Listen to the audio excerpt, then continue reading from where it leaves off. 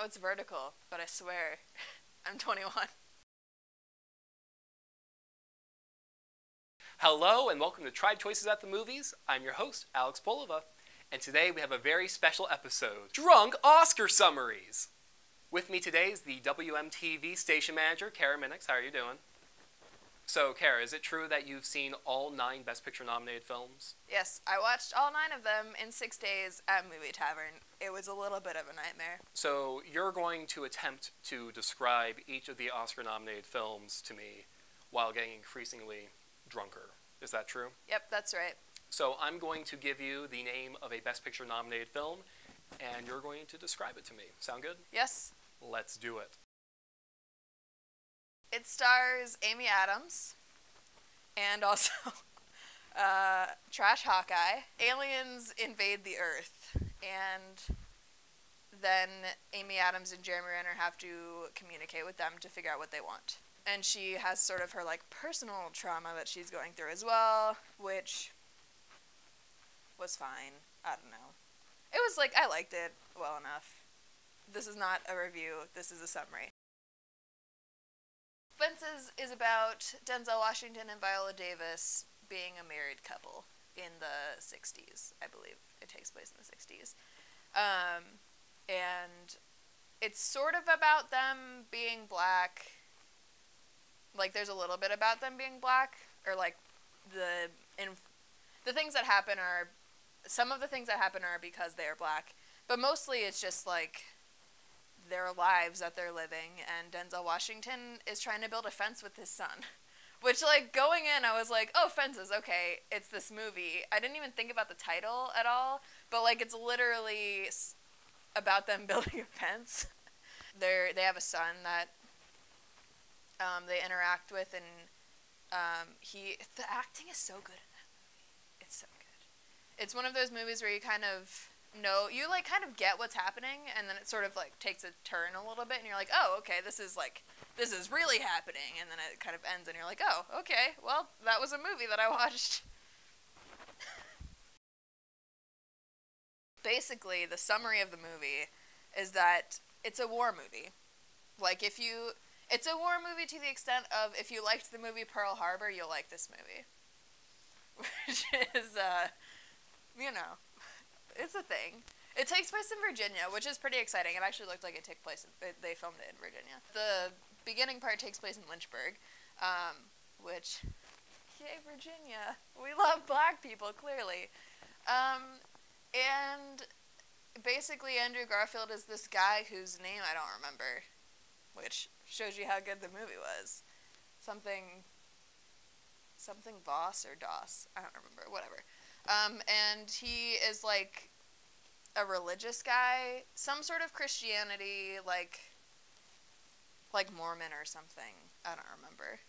Also, his dad is played by Elrond. Did you know that? He is some sort of weird Christian person. And, doesn't believe in violence because, killing people is bad or whatever. And, then he falls in love with this nurse person. This is not really a spoiler because it's, takes place in the first, half hour of the movie. And, then he signs up to be in the war, even though his dad is super opposed to it because he had all these friends that died in World War I, because this is, about World War II.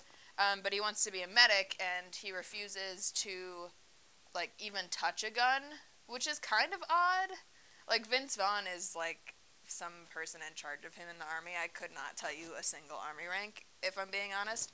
But, he yells at him a lot, and there's a lot of real offensive jokes, so that's good. And there's a lot of gratuitous violence. There's a lot of Andrew Garfield running around and doing stuff. So, going in, for some reason, not really sure why, I thought it was a buddy Wild West comedy starring Chris Pine and Jeff Bridges as the two buddies, which is not what it is.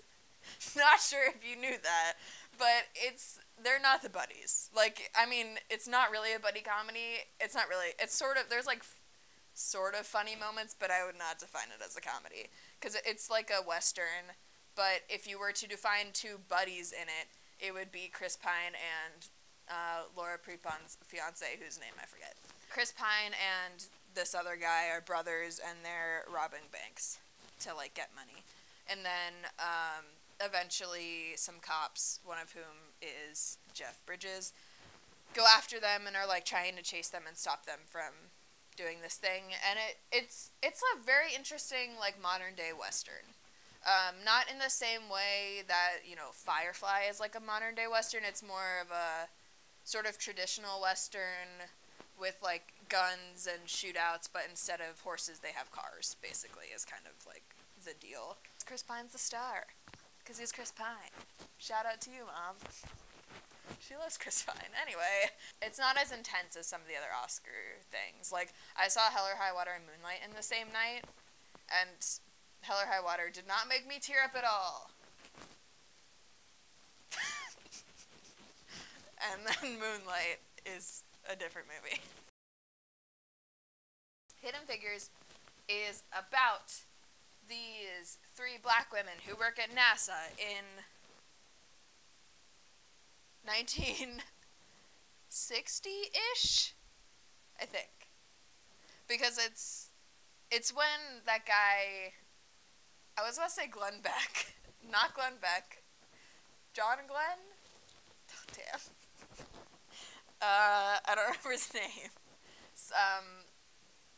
I actually, scrap all that, a little bit of a spoiler, although it is based on true things that happened, so is it a spoiler if it's historical fact? I don't know.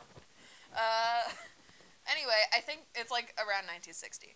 And basically these 3 women, 3 black women, that's important. They work at NASA in NASA Langley, which is in Virginia, in Hampton, Virginia, which is cool. There's, like, multiple Best Picture nominees which take place in Virginia, and I live in Virginia! Woohoo!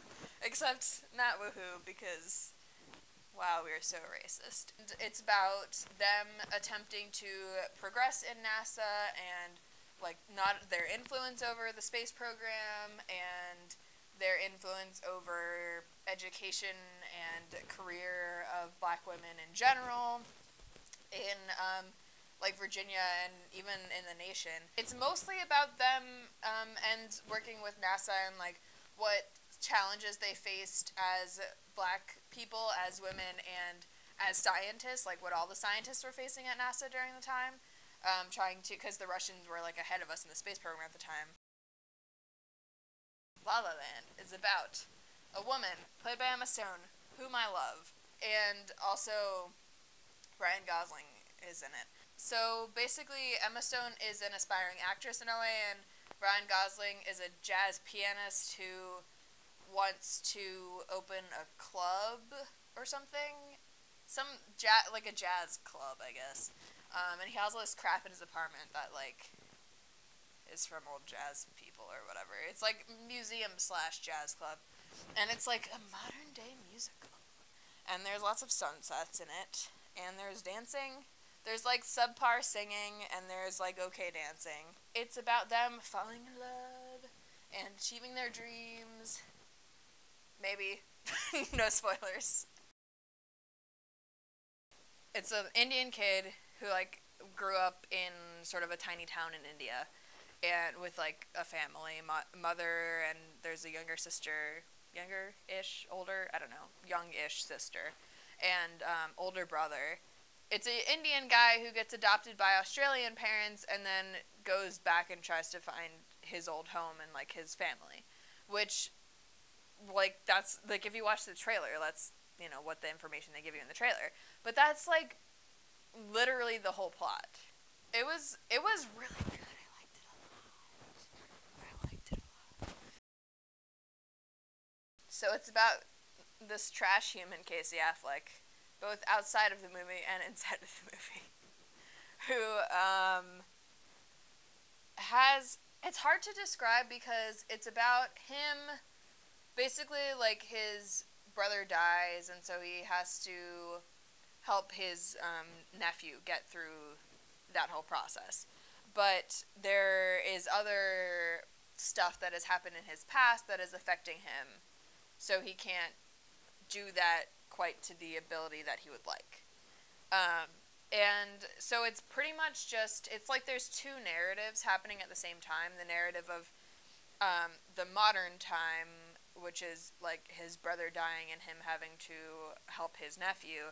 And then there's the time period that happened like 5-10 years beforehand that I don't want to like give away because that's kind of like when people talk about like, oh, this is so sad, like that's the thing that they're talking about, which honestly I did not think it was that sad. Maybe because I have no empathy, but I swear I maybe am not a sociopath. I don't know. I've been reading some articles and I'm a little bit skeptical. It's really hard to distinguish between the two narratives unless, like, you know, the brother's alive in one or whatever, or the like nephew is a son or a teenager or whatever, which was done definitely on purpose because he is living. It's like his past and his present are sort of similar, and he's living this life that is. He's like kind of been destroyed by his past, and he's very disoriented about everything, and so you sit through this disorienting movie because it's reflecting how the main character feels, which is very good filmmaking. And there's this guy that I was in the movie with who was complaining to like the people that worked in the movie theater afterwards that it was disorienting because you couldn't figure out what happened now and in the past, and I was like, that's the point, you stupid person, that's the point. It's a black person man who's growing up in Miami. He is a gay man growing up in Miami and dealing with growing up not only like as a man but as a homosexual person who lives in Miami and is also black and doesn't grow up in like affluent, I guess, place. He has a single mother who is played by Naomi Harris, I think her name is. And you basically, it's definitely like a coming of age type movie. There's like no white people in it. I don't think a single white person has a line in it, which is really refreshing. Like Moonlight is a movie that is so important because it shows not only men but like black men who particularly, I think based on my observations, not obviously from personal experience, but who like feel like they need to be masculine. It shows everyone that it's okay that you need human connection. I think that's like the message that you take away from movies in general. Like, why do we make movies? It's so that we can connect with people and identify with what is happening on the screen.